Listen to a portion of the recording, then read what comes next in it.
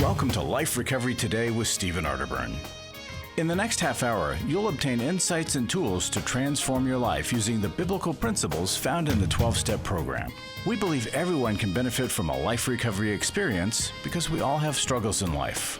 Struggles with addictions, food, depression, anxiety, and relationships, to name a few. You'll be encouraged to see how others have found a new way of life with hope for the future through life recovery. Your host is Steve Arterburn, founder of New Life Ministries and Women of Faith, author of over 100 books, and teaching pastor at Northview Church in Carmel, Indiana, one of the 20 largest churches in America. Steve is the co-editor of the Life Recovery Bible, the #1 selling recovery Bible. With over 3 million copies sold, this is the Bible given to inmates by Prison Fellowship and the Pew Bible for the Salvation Army. Now here's Steve. Hi there, and welcome to Life Recovery Today with Steve Arterburn, and so glad you've joined me today. We've got a great guest. I think you're going to love his story and what he's doing now to help other people. But before we begin, a lot of people have never seen this, but this is a copy of the original manuscript that Bill W. had when he created the Big Book of Alcoholics Anonymous. And of course, it's all typed. There were no computers back then. And all of the edits, there's a little cross out here or there, and it's just fascinating to see. Well, one of the most fascinating things about this manuscript is the U's are turned to we's. Okay, so I'll give you an example of what I'm talking about. Right here, it says, you are in a position where life is becoming impossible. And then you see a red pencil cross out, and it says, we were in a position where life is becoming impossible. Now, I've heard that Lois, Bill W.'s wife, saw the manuscript with all of the U's in it, and she's the one that said, I think you got it wrong. I think you ought to change it all to we. And if you look at the steps, they're all past tense, such as, if you look at this step, it's that we continued to take personal inventory, and when we were wrong, we promptly admitted it. They're all past tense because what it is, it's what they did, not what we're supposed to do. It's their story. And it's so wonderful when you read something that's about us versus somebody who acts like an expert and it's all about you. Well, it is October and we've been talking about this 10th step and staying current with other people. And wouldn't it be great if you could look back on a relationship and in the past tense, you could say, we continued to stay current with each other, because every day we'd kind of think back on how the day had gone, think about maybe something we didn't handle very well, and promptly admit it. Wouldn't that be great? That's a great way to live. Dave Stoop and I, we believe that we've lived that way with each other. And boy, have we ever had a few things go wrong, but we love each other and we're together, still together. One of the few writing teams still together. We think it's because of the 10th step. We'll take a break and come right back. And I think you're going to like this guest and his story and what he does today. Are you going through your struggles alone? Do you want someone to talk to help you through your pain? Do you feel like a failure when you relapse again, telling yourself, next time will be different? Don't walk this path alone anymore. Join a life recovery group today and be a person that your friends and family can be proud of. God created us to be in community, and we believe everyone can benefit from a life recovery experience. There are life recovery groups all over the country, and if there isn't one in your area, we can help you start one. Life Recovery brings recovery to you, right where you are. You'll take a journey with others to find healing and freedom. Whether you're looking to join a group or start one, New Life Ministries is here for you. Call us at 1-800-NEW-LIFE or visit liferecoverytoday.net. Welcome back to Life Recovery Today. Really glad you're with us. And by the way, all of this started because of the Life Recovery Bible. And if you need a copy, you just call us at 1-800-NEW-LIFE and we'll get you. Want the second edition because it has a lot of great stuff in there that the first edition doesn't have. What's really great is that the publisher, Tyndall House, they made the pagination the same. So whether you have first or last edition, when you say turn to page 98, it's the same exact material that's there. But my wife's got some great material in there on how you start a group and also why we need to be involved, even if we're Christians, why we need to be going to secular groups. Well, my guest today, he's a guy that's, he's helping other people. He's vice president of development of Banyan treatment centers. And I want to welcome, Josh, welcome. So glad you're with us here today. Josh Gamaitoni. Yeah, and Josh, you've been in recovery for 9 years, and all that has culminated in a marriage and a baby. And Flora Lee, I believe her name is, and we're excited to hear about that. Thanks for joining me today. Thanks for having me. So tell us, as we get started here, what it was like before it got better. How did you end up in recovery? Tell us what that's all about, if you don't mind. Yeah, sure. So before recovery, I was born and raised in Wilmington, Delaware, and I was at a very young age exposed to drugs and alcohol. And, with that, I really kind of ramped up to a process really early in my life. My first substance use, psychiatric hospitalization, if you would, I want to say was at age 12.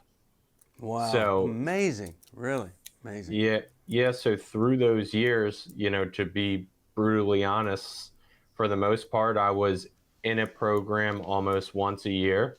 They're typically really short stays. They were typically more of a medical approach, not much of a spiritual or psychological approach.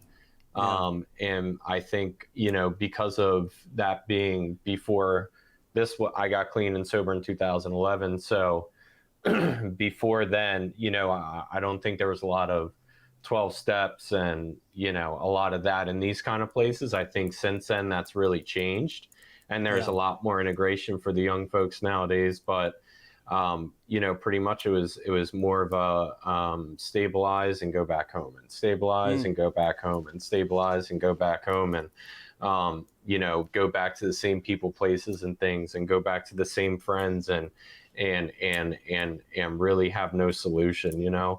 Pretty much my whole life was kind of I missed out on a lot of things that kids got to partake in. Sure. Life at a really young age more came about how to hustle and how to use and how to be really, really good at that. Which led me on to, pretty much by age 21, I had already lived on my own and chased certain things in life and ended up with nothing. And at 21 is when I got sober. I can talk about all the bad things that happened to me. I've pretty much had all of them happen. Been homeless, been arrested, have guns, the whole 9 yards. Oh my goodness. Okay, so tell us, after just a horrific childhood and late teens, early 20, what happened? How did you get sober, or why was one treatment program different from the other? How did it all come about that you turned this thing around? Yeah, so pretty much after all that bad stuff that happened, I feel like God really needed to give me, I always had these 3 ideas in my head. It was, if I can live on my own, have a good job, and have a car, I will be good, right? Yeah. So at a young age, I got a really good job in a construction company and made $30+ an hour and thought I had arrived. But I found myself more broken, more broke, lonelier, and unable to really go to work, to be honest, you know, which I then got fired. And that's what really projected me onto like a bottom. And that's when I kind of gave up on ever working again, and just went kind of was going to the bitter end. Because I had got that, and I feel like God really needed me to have that to show me that that's not what I actually need in life. So I found myself at 21 completely homeless. I was 112 pounds when I went into treatment. I had nothing to my name. I had no friends that would pick me up, and drugs were not working anymore. You know, it was to the point where my tolerance was so high that it was almost impossible to even get high anymore. So I actually found by this time, luckily, I had went to my father for help, who's in recovery today. And at that point, he was about 6 years sober. So he knew at this point, okay, you can actually go to a rehab program and get some good help. I did go somewhere really close to home. And for me, it wasn't a good idea. I was way too close to all the things I knew. And so I left after about 7 days. And it's funny because it's like, I always think of addiction as like truly like a demon. Like, I didn't want to get high, but the second I left, I went straight to my dealer's house. Wow. And it was like that. I could not control that. My whole thought behind leaving was I just want to literally go lay in bed for about a week and then like maybe go back to treatment. And, you know, I went straight to my dealer's house and you know, it's funny. He's actually a good person, a good guy, and I have a lot of love for him. And he actually he wouldn't give me anything. So I told him what I was doing, and he was really blown away by how much I was using. And when I showed up to his house, he wouldn't allow me. He wouldn't give me anything. Wow. And so when you get cut off by your dealer, you know, it's kind of a little bit of an awakening there. Yeah, no kidding.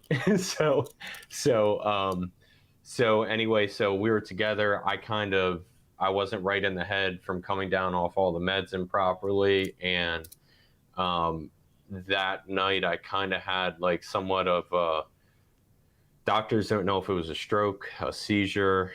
It was all kind of wrapped in somewhat of a spiritual awakening and a spiritual experience where I'm not sure what happened that night. But I did have a bit of an experience that kind of changed my life from that moment on. And when I came out of that experience, I knew that I had to go back to treatment. I knew I had to stay sober. And although I was previously an atheist, I knew I had to go find God. And, you know, and that led me on to go back to treatment and get myself into treatment. All right, well, we're going to take a break. I want to take a break, and then we'll hear what happened that time in treatment. But, you know, Josh is such a great example of folks that have an experience and everything changes. And you don't even know if there is a God, and then all of a sudden you have this incredible spiritual awakening. And it happens all the time. For some, it takes 10 years to have that. For others, instantaneous. And of course, no matter what happens, it doesn't build character instantly. That's what the steps are for. We'll take a break and we'll come right back for more Life Recovery Today. Glad you're with us. It's hard to find a trusted friend when you're in crisis. Someone who's been there and understands, but who also has the training and skill to give you practical help. Family, friends, and churches want to help, but often they're not equipped to care for those dealing with problems like addiction and pornography, infidelity, anger, depression. New Life Ministries is here to provide help and hope in life's hardest places. We're not focused on making people feel better.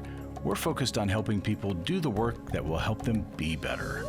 At New Life, we have resources available to help you, like books, DVDs, CDs, workshops, and our network of licensed counselors.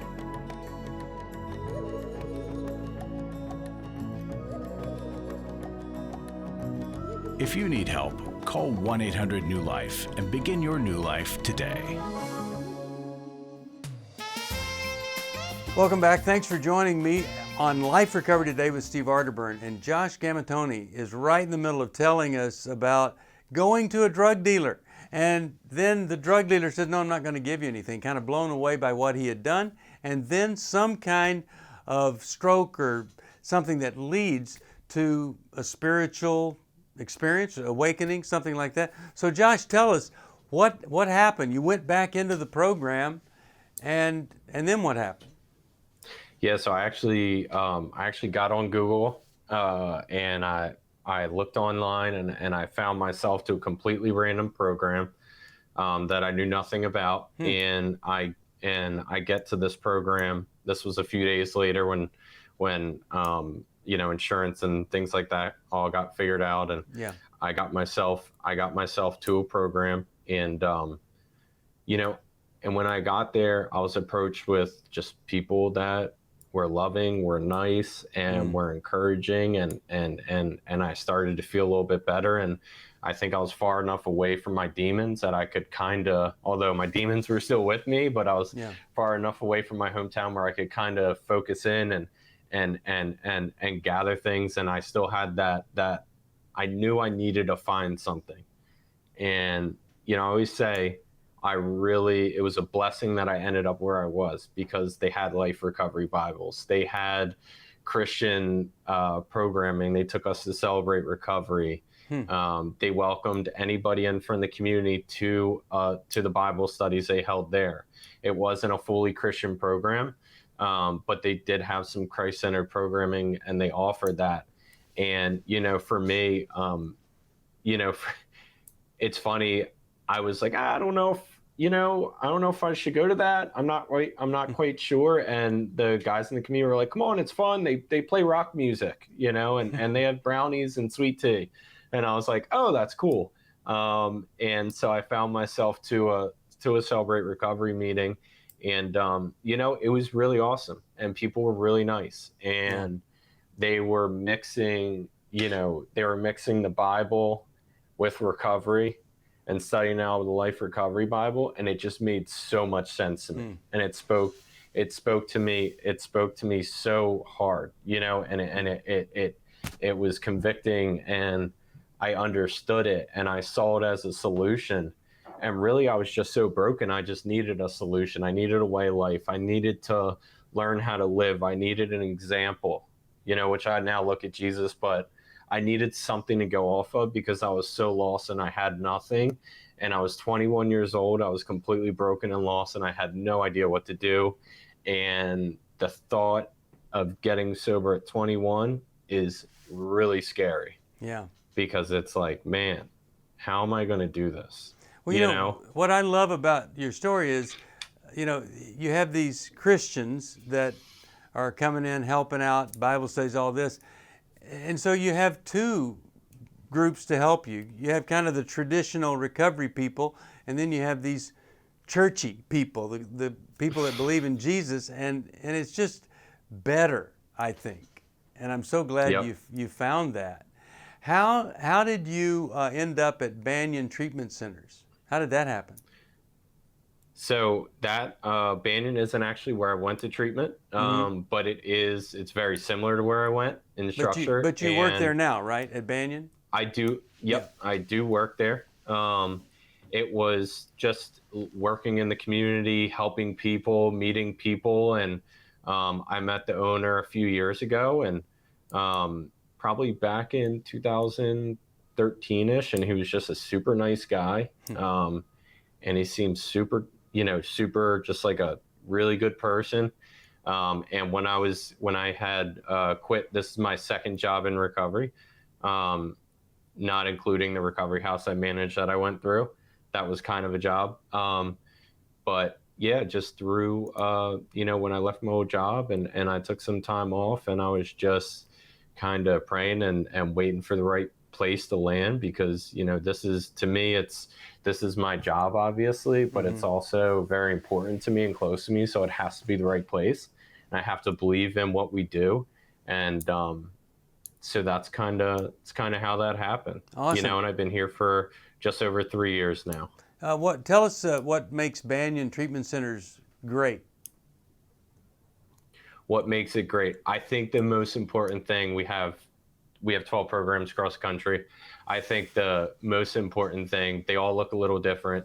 It's not about what they look. It's not about where they're at. It's the people that work here. Mm-hmm. And I think it's having the compassionate staff that understands a lot of people that have been through this journey themselves, is what really makes a difference. I think I've toured hundreds of programs across the country. And I think that, you know, I've seen some of the most beautiful places but the staff didn't really, that spirit wasn't there. You know, what grabs me is when I walk in a place and that spirit's there and clients are happy and people are happy to be at work and they're going the extra mile. They're staying late to make sure this person is getting taken care of and that they're okay. And they're going the extra length because, like, you know, my therapist in treatment went the extra length for me.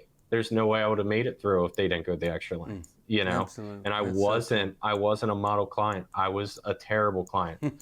I wanted to leave so many times, although I went there willingly on my own. You know, almost got in physical alterations, you know? And so I think it's just about that forgiveness and loving people and giving them another chance and encouraging them, I think is what makes it special. Well, we don't have a lot of time left, but I want to ask you this. If somebody's watching this and they really don't know if recovery is for them, what would you say to that person? Because you chose recovery several times, and or you went into different types of treatment centers several times, but what do you say to the person that just doesn't know if they need help or they don't think they do? I don't think people that don't need help question whether they might need help. Yeah. If I would have ever thought my life would be where it is today, when I was coming in the door, I don't even know if I would have came, because I probably would have been scared to come, because I would have been scared to have that, you know? So I would just tell anybody, just give it a chance. Yeah. Okay, so put you on the spot here. You've been in recovery. You're married, you're successful, you're working in a profession where lives are changed. Give us a piece of wisdom, some kind of helpful thing that you've learned in the recovery process, something that if you hadn't had the problem, you might not have known this, or something that just means so much to you, something that might help somebody else. I think the most important thing I did was listen and follow direction from people that had that glow in their eyes that I'd never seen before when I came into the rooms. And people that maybe not had nice materialistic things, but they were wholeheartedly genuine, good people. That is the best thing I ever did. And I gave it a solid effort for 1 year. And no matter what, I wouldn't pick up. Although I wanted to use many times, for 1 year, I'm going to listen to those guys and I'm going to do whatever they tell me to do. And well, Josh, I'm so glad you said that, because I've been saying to folks, you know, there are two different types of surrender. One is, you know, this big spiritual thing and you're all in, but the other is just a willingness to comply. You listen and do what the other folks say. You don't even know if it's going to work, but you know what you've done hasn't. And you're such a great example of that. I appreciate you sharing the story. I hope that folks will look into Banyan Tree Treatment Centers. And thank you for sharing what you did with us. I'm going to take a break, and I'm going to come right back with a little challenge for you in the area of recovery. Life recovery isn't just about making the courageous choice to give up an addiction or dependency. It's a journey towards health, wholeness, and becoming your very best you. If you need resources to help you in your journey, we can help. There are many life recovery resources that you can do on your own, with a group, or with your church.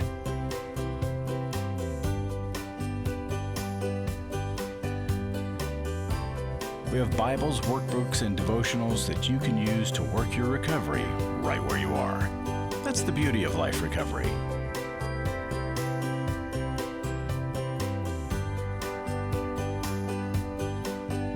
To learn more or to get the Life Recovery Bible or any other life recovery resource, visit liferecoverytoday.net or call us at 1-800-NEW-LIFE. 1-800-NEW-LIFE. Welcome back to Life Recovery Today. You know, Josh doesn't work at Banyan Tree Treatment Centers. It's Banyan Treatment Centers, if you want to look it up, and we can help you find that. You know, one of the things that he said that just means so much to me is he had a drug dealer. Here's this guy selling drugs. That's his job, or that's the job he's given himself. And that's the person that helped him. Said, no, I'm not going to sell this to you. Was kind of blown away. And then here Josh is saying, I love this guy and I care about him. Along the road of unrecovery, we meet the most unusual people, and God uses the most unusual people to help us along the way. You know, I think of some folks that I've met that I didn't really like. Maybe they had some things to say about me that I didn't really like to hear. But those are the people that probably have helped me see some blind spots that I needed to see. I remember an assistant who didn't like our organization, and she resigned after about 4 hours, but left me a letter and told me everything that was wrong with me and wrong with her. I mean, the organization and why she was leaving. Well, I picked that letter up and I read it and I put it in my desk and I made a commitment to read it once a month for a year and then pick it up every year. And it really helped me a lot. People say, well, you didn't read it enough because you needed more help. Well, that's beside the point. Here's what I'm saying. There are other people that will point out things to us that maybe we're not staying current as we're supposed to according to the 10th step, because we haven't integrated it fully into our lives. And when we do, it just becomes a way of life. I want to challenge you before you go to bed tonight, do a little inventory work. And if you were wrong, promptly admit it. And maybe it'll become a way of life. If you need some help, you call us at 1-800-NEW-LIFE. We love you. We want to help you if we can in any way. And if you've never seen a Life Recovery Bible, be sure and grab one of those. Steve Arterburn here, and I'll see you next time on Life Recovery Today. Thanks for joining us for Life Recovery Today with Stephen Arterburn. We hope this program has helped you integrate God's truth and wisdom into your recovery journey. This program is brought to you by New Life Ministries, and it's your support that keeps this program on the air. When you contact us for any reason, be sure to let us know that you watch on NRB. Call us at 1-800-NEW-LIFE or go to liferecoverytoday.net. Please join us again next week for more Life Recovery Today.